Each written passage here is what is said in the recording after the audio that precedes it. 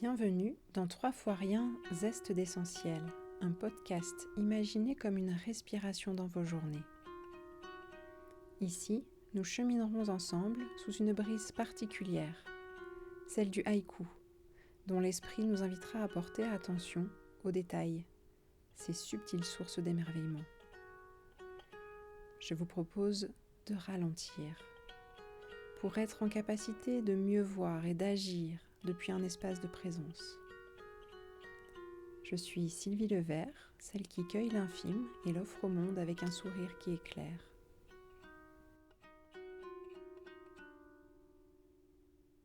Chaque épisode se fait zeste, un concentré de vitamines pour plus d'élan dans votre quotidien. J'espère que vous y trouverez une impulsion poétique, fertile, essentielle. Bonjour à vous qui écoutez pour ressentir et non pour remplir. L'épisode du jour s'intitule « Ce que garde un regard ».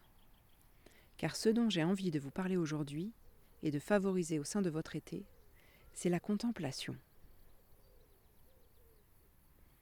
Pour commencer, laissons un haïku de Natsume Soseki nous montrer le chemin.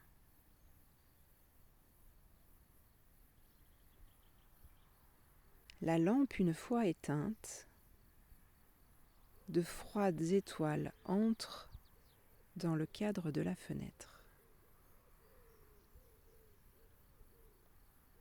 La lampe une fois éteinte, de froides étoiles entrent dans le cadre de la fenêtre.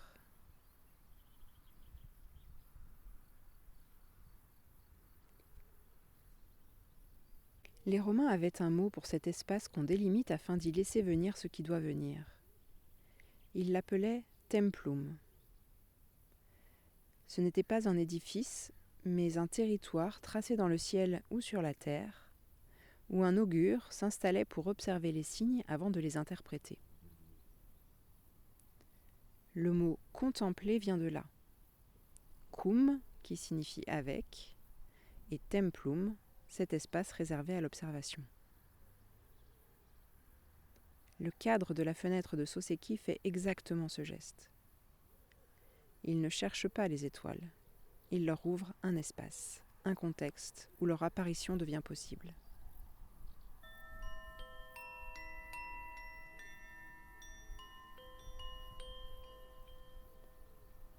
Il y a quelque chose de rassurant dans cette origine, car elle retire à la contemplation tout ce qu'on lui prête habituellement d'exigeant. Contempler, ce n'est pas s'astreindre à un effort de concentration, ni forcer un état intérieur qui se dérobe dès qu'on le poursuit. C'est simplement délimiter un espace, un instant, un cadre, aussi modeste qu'une fenêtre dans la nuit, et accepter que quelque chose vienne s'y loger sans qu'on l'ait convoqué.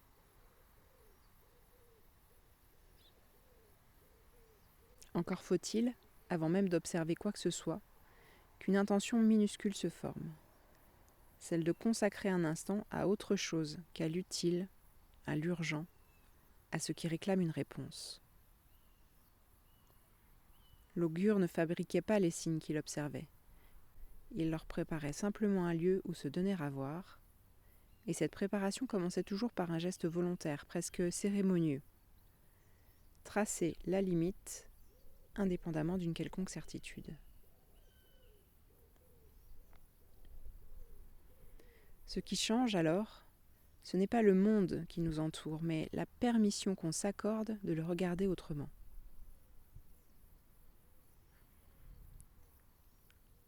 Un insecte sur le rebord d'une fenêtre, la poussière qui danse dans un ray de lumière, le bruit d'une branche contre une vitre.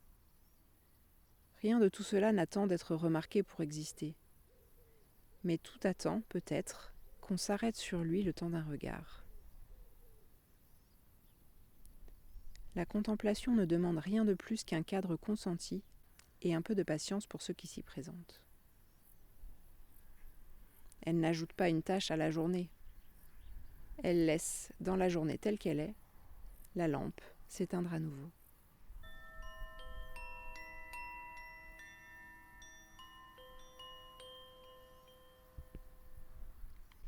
Le contemplatif a pourtant longtemps occupé une place enviée. Le poète qui reste un long moment devant un simple étang à guetter le cercle que fait une libellule en se posant sur l'eau. Le mystique qui n'attend rien sinon la venue de ce qui vient. Le savant qui a passé des années penché sur le mouvement d'une vague ou le pli d'une feuille avant d'y lire une loi. Léonard de Vinci remplissait ainsi ses carnets d'observations patientes. Sur la course d'un oiseau, sur la ride que forme l'eau autour d'une pierre. Comme si aucune vérité ne se livrait à qui regarde vite. Ce qui réunit ces trois figures, au fond, ce n'est pas tant la nature de leur regard que sa durée. Une attention qu'ils acceptaient de tenir bien au-delà du temps qu'exige un simple coup d'œil. Et aucun d'eux ne perdait leur temps. Au contraire, ils le gardaient. Alors pourquoi cette même disposition, qu'elle vienne d'un habit sacré ou d'un carnet savant, se confond-elle si vite aujourd'hui avec l'ennui ?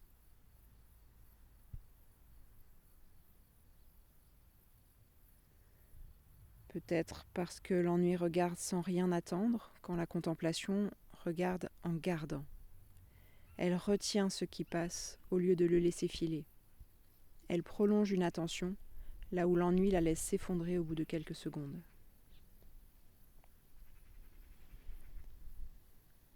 Regarder dans son sens le plus ancien, c'est déjà garder. Alors pourquoi ce geste si simple, si peu coûteux en apparence, est-il devenu l'un des plus difficiles à s'autoriser aujourd'hui ?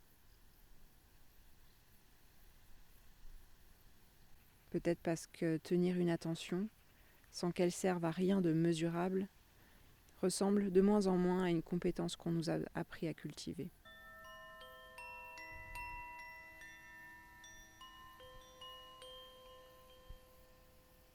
Voici donc une proposition. Il y a un geste intéressant pour retrouver ce chemin. L'heure sans montre. Cela ne demande aucun matériel, simplement de se l'autoriser. Accordez-vous 1 heure, dehors si possible, sans aucun dispositif pour la mesurer. Pas de montre au poignet, pas de téléphone dans la poche, rien qui puisse découper le temps en minutes et le sommet de rendre des comptes. 1 heure qui ne se compte pas, mais qui se traverse.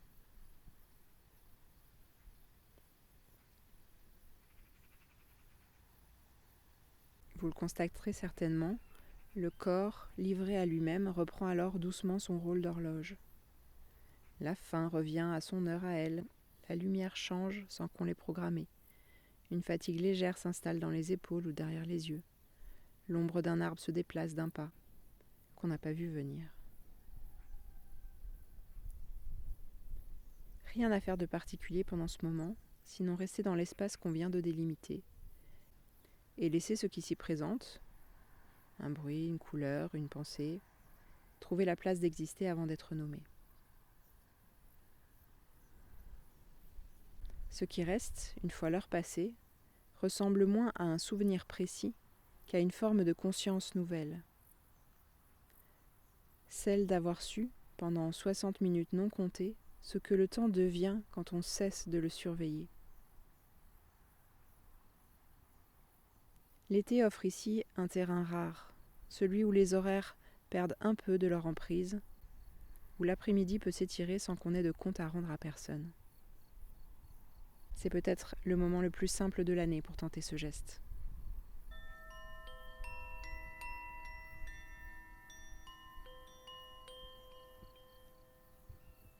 Une heure, bien entendu, ne suffira pas à épuiser ce qu'un tel geste peut ouvrir. Elle donne juste un aperçu de ce qui devient une intention quand on lui laisse le temps de se transformer en une attention véritable, puis, plus rarement, en une forme de conscience durable de ce qui nous entoure. Si ce templum d'une heure vous a donné le goût d'un espace plus vaste, où l'intention, l'attention et la conscience ont enfin le temps de se déployer sur plusieurs jours plutôt que sur 60 minutes, Inflorescence vous attend en Chartreuse. Un stage de 3 jours, loin du quotidien, pour tracer ensemble un cadre dans lequel votre créativité aura tout le loisir de se déployer. Les informations et les prochaines dates sont à retrouver en description de cet épisode. Je vous remercie pour votre écoute et je vous retrouve dans 15 jours pour une pastille zestful. Créativement vôtre.